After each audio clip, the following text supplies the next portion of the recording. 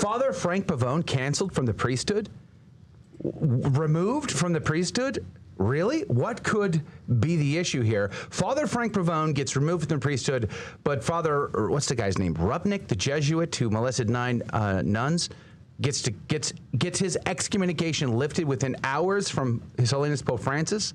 Father James Martin gets to continue on. I mean, there's just so many stories we might go to and say, like the priest in Italy who did the flotation mass out in the Adriatic Sea, where teens were in like very scandalous bathing suit material.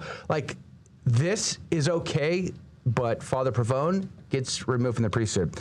Let's conversate about that. Here's the article that I saw out of the Catholic News Agency. Headline says, Vatican dismisses Father Frank Pavone from the priesthood. This story broke on Saturday, by the way. How many stories break on Saturday? Just curious.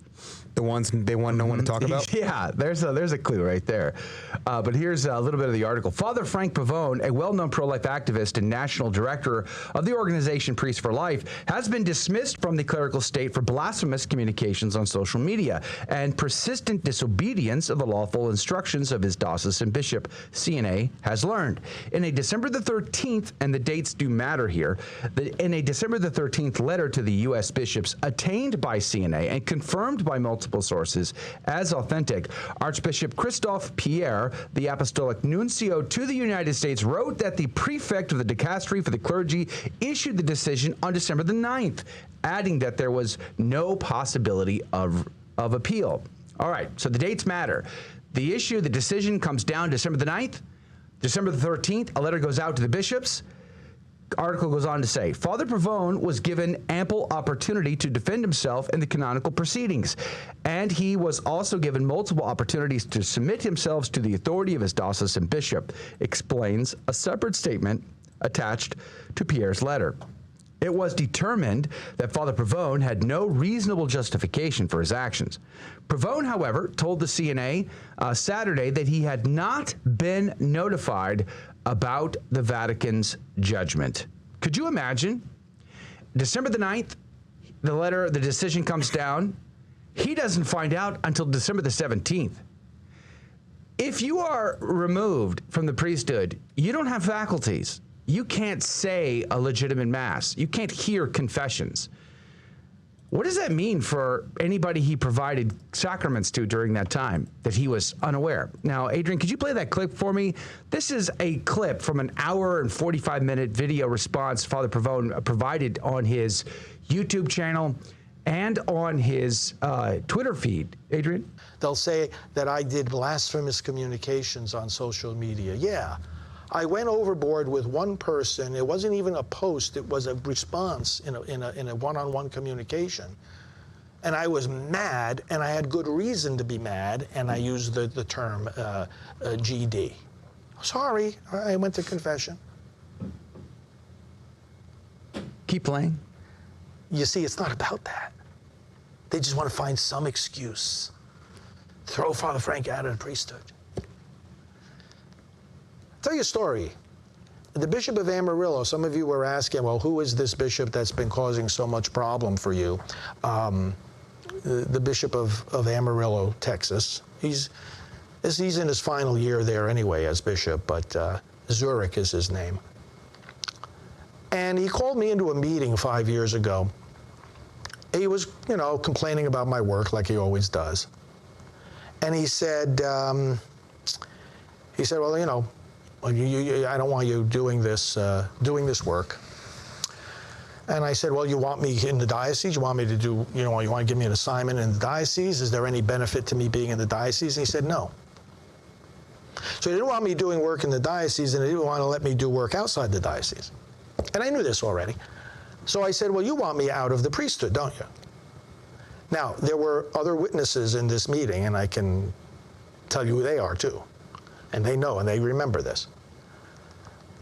And he said, never, never, twice, out loud. Never, never. I would never want you out of the priesthood. This is my bishop talking to me. Never, never. Remember that, Bishop? I'm sure he'll see this video. Never, never. This is in 2017. A few weeks later, after that meeting, I get a letter from him saying, I want you to request to be dismissed from the priesthood. And if you don't request it, I'm going to request the Vatican. to dismiss you from the priesthood. So there is an ongoing history here between Father Frank Pavone and the bishop in Amarillo, Bishop Zurich.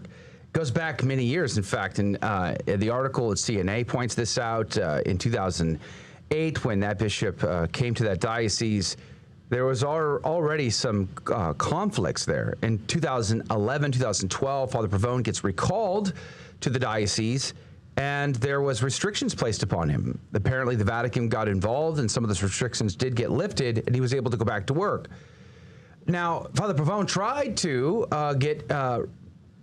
switch diocese. He tried to go to Colorado Springs, apparently. It's unclear exactly how successful that was, because clearly this decision has come down because of repeated and ongoing conflicts between Father Pavone and the bishop in Amarillo. And there's two sides to the coin, to be sure. There's another side to this. I'd like to play another clip. This is from Father Imbarrato. And by the way, Truth in Advertising, we've had Father Frank Pavone on this program a few times. We've also had Father Imbarrato on this program a few times. Father Imbarrato worked for Father Pavone for a while. Would you play that clip for us? You that what happened does not surprise me. What does surprise me is it didn't happen a lot sooner, right? A lot sooner. And I am a little bit surprised about the way it came down, but at the same time, the whole honest and the whole truth, the whole truth, nothing but the truth. I don't think you're going to hear from the Father Frank side at all. I'm sorry. All right, I'm sorry. I know him long enough.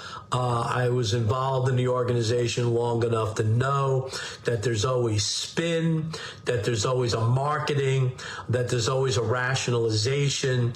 And I think the biggest problem I have, and I confronted Father Frank about this, is the unwillingness to say that I'm sorry, the unwillingness to say that I was wrong, the unwillingness to say, hey, you know what, maybe I could have done things better. And I had a conversation with him, and he got very, very angry at me. My brothers and sisters in Christ. That's good right there. We'll link to both of these video clips in their entirety so that you could see them for yourselves. But I think that is a good illustration of sort of the other side of this conversation. It's clear to me, anyway, that there has been a very long track record of conflict, sort of a fighting for who gets to decide certain things. In 2011, when he was restricted in Amarillo, the arguments were over his financial practices as head of these organizations, Priests for Life and Silent No More and all these others. And then, of course, now it seems that it's his political ideology, his political bent, his political preferences that seem to be at the heart of the issue. Now, he did use the GD in a response to somebody talking about Joe Biden. And he admits that. He admits that in his video. He says, listen, I got heated. I got out of control. I went to confession for that. I repented, received absolution for that. Then he also put the remains of an aborted baby on an altar. Now, the problem is that altar is a table. It's not like a real altar. They use it to say Mass there. But nonetheless, maybe that was done in bad taste. But I think at the end of the day here, when I look at this, as I see both sides of the coin, on one side of the coin, you have a priest who's fighting for what he believes in. You know, he has unabashedly, unapologetically fought against the destruction of human life in the wombs of mothers, in the tunes of millions and millions and millions and millions. The wholesale slaughter of millions, tens of millions of human lives. Should we not get out of control? Should we not get angry? Should we not get heated about that? Of course, his political support for Donald Trump got him in a ton of trouble. People did not like that. His outspoken criticisms of the Democrat Party has gotten him in a ton of trouble. And again, I think that's at the heart of the issue, to be sure. The other side of that coin says, listen, priests cannot be kites flying in the wind. Priests are to be under the authority of their bishop. The bishop is the minister of the diocese. The bishop has priests working to assist him to provide the sacraments for the faithful. Priests should not be little islands to themselves. There's also the issue of the celebrity priest. I mean, we can all remember Father Karapi. Father Eitenhauer is another good example of that. You know, it's dangerous being a celebrity priest. Just ask one. Ask Father Leo why he left his diocese to go do his thing. It's dangerous. He has to walk a very fine line. He has to be careful. He has to, guard his himself against certain temptations that will be prevalent to the celebrity priest, especially celebrity priest who does not live in community. There are dangers there, and I think that's what Father Imperato is referring to. So it's a double-edged sword. There's two sides to this conversation. And ultimately, Father Pavone has been the master of his own destiny in all of this. But at the end of the day, what do we see here? We see a great hypocrisy. Put anything Father Pavone has done on hold for just 1 second, any wrongdoing on his part, disobedience, fighting against his bishop, let's just say, to maintain that control over his world and not give that up to somebody, especially somebody who doesn't agree with him. Put that to the side for a second. The lay faithful are seeing great hypocrisy. We see a priest like Father Pavone, in spite of what he's done, being censured to the point where he's being removed from the priesthood. There's a great article from Father Gerald Murray on the canon law of the circumstances. Blasphemy, by the way, does not constitute removing someone from the priesthood. Very interesting. Disobedience can, though. Disobedience surely can. Maybe I will link to that article as well. But Father James Martin every day seems to embrace heresy. He gets away with it. Father Rupnik, the Jesuit who molested 9 nuns back in the 90s, his excommunication was lifted by His Holiness himself within hours. He gets to continue on in good standing. But Father Frank Pavone, with his many sins that he has repented of and confessed, and maybe just maybe his ongoing control issues, he doesn't get to continue on. There's two sides of the coin.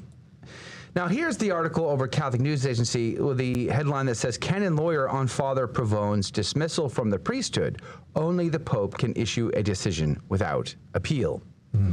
He says, on November the 9th, Cardinal Lazzaro Huangsik, prefect for the Vatican's dicastery for the clergy, dismissed Father Frank Pavone from the priesthood for, quote, blasphemous communications on social media and persistent disobedience of lawful instructions of his diocesan bishop, close quote.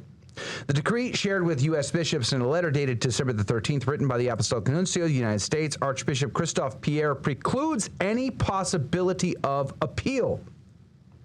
Pavone, 63, is a longtime national director for the pro-life organization Priests for Life, who is well known for his pro-life activism, politically charged social media posts, and public support of former President Donald Trump. Pavone's sudden laicization has shocked many Catholics and pro-life advocates. It was huge news. We almost didn't get the news that Argentina won the football World Cup thing because of this. It was so monumental.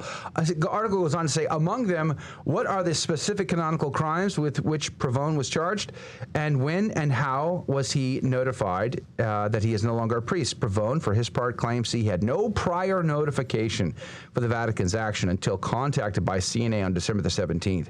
Is this plausible? To better understand the Church's laws and judicial processes involved in such a case as this, they contacted Father Gerald Murray, someone else who has been on our program on more than one occasion.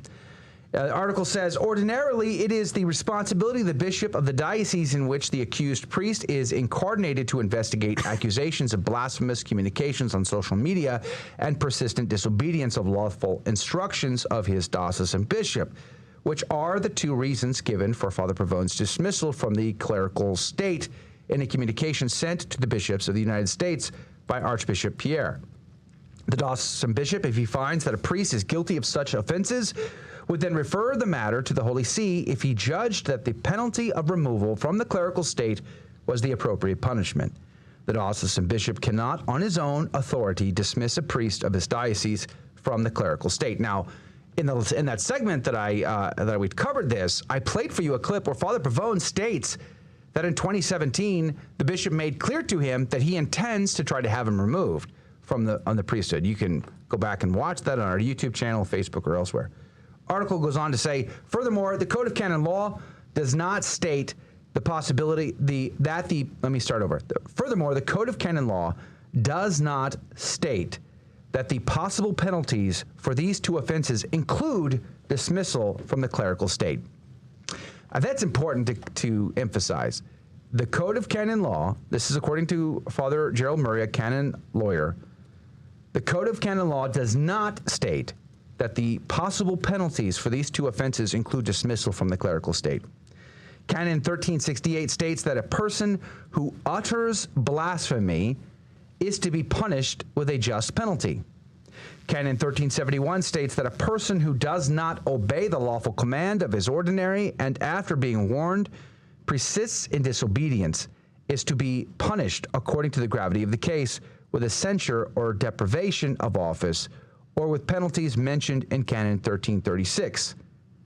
Canon 1336-5, which is not included in the scope of punishments for a violation of Canon 1371, mentions dismissal from the clerical state. Thus, imposing dismissal from the clerical state for these offenses would require what happened in this case. That is, the issuance of what Archbishop Christophe Pierre, the Apostolic Nuncio to the United States, identified as a supreme decision, admitting of no possibility of appeal. Only the Pope, who enjoys full and supreme power in the Church, can issue such a decision against which there is no possible appeal. Ordinarily, the priest who has received such a penalty is informed in a timely fashion. It would be interesting to know if and when Father Pavone received a copy of the decree in which the supreme decision was handed down, and to see if the decree further specified the grounds upon which a decision was reached that he was guilty of blasphemy and disobedience. Father Pavone has been quoted as saying that he only learned of this decision, which Archbishop Pierre wrote was dated November the 9th, when CNA contacted him on the 17th. I find that very, very fascinating. So this has gone all the way to the top. Pope Francis had to sign off on this. And keep this in mind, as we stated in our 15 past segment last hour, Pope Francis just lifted the excommunication of a Jesuit priest who molested 9 nuns back in the 90s. So, and he did that hours after that judgment came through. Just hours. He lifted that. And yet Father Frank Pavone is removed from the clerical state. Did he do things wrong? Yeah, I believe actually he did. And we talked about that in that segment last hour. We shared both sides of the coin. He repented of the sin of using GD in particular. He talked about using the baby, the aborted baby, on the supposed altar, which is a table in his office. We talked about those infractions, and there's other issues too that go back years, many years, with Archbishop Zurich in Amarillo. So all of that is ongoing and known. But does that equate to him being removed from the priesthood? That's the question. Now, some have said that ultimately this is going to give Father Frank Pavone even more opportunity because he will have less restrictions now as a layperson versus a priest. But nonetheless, we are seeing what we said in that segment, a hypocrisy, a rule, like a double standard. If we're going to apply the standard, then let's apply the standard universally, right? I think that's fair. If we're going to apply these standards to say zero tolerance, remember that zero tolerance we were promised after the Summer of Shame in 2018, the Cardinal McCarrick story? Remember when we were hoping that we would see a third-party independent investigation to figure out exactly how Cardinal McCarrick could become a cardinal so powerful in the church, be suppressed, and then be revived to continue to travel and negotiate the Sino-Vatican deal between China and the Vatican? Somehow, some way, he was able to continue his work in spite of the well-known allegations against him. Somehow, that was allowed to happen. He is now Mr. McCarrick, but we don't have any resolution on that. Did you hear of any resolution? Massive public scandal deserves a response to the public. We deserve to know what the deal is because there's a public scandal involved in that. So there seems to be a double standard in all of this. Recently, the Jesuit priest who was excommunicated is a great example of it. But there's tons of other examples that one might bring up to say there seems to be a double standard in all of this. Hold people accountable. Hold priests accountable. True. I realized over the weekend, I had to remind myself, I should say, that these men are humans. Sometimes I personally can put them on a pedestal and think of them in perfect ways. The reality is they're just as human and frail as you and me. They get angry. They lose their temper. They sin. And they too, like me, get on their knees in the confessional and they beg the Lord and Savior Jesus Christ to forgive them. and they are repentant for their sins, and they receive absolution. They do penance, and they are rectified and reconciled to God. If I can expect that treatment, why can't I expect that treatment for my priest? So there does seem to be a double standard. Let's pray for Father Pavone and for those that make these decisions.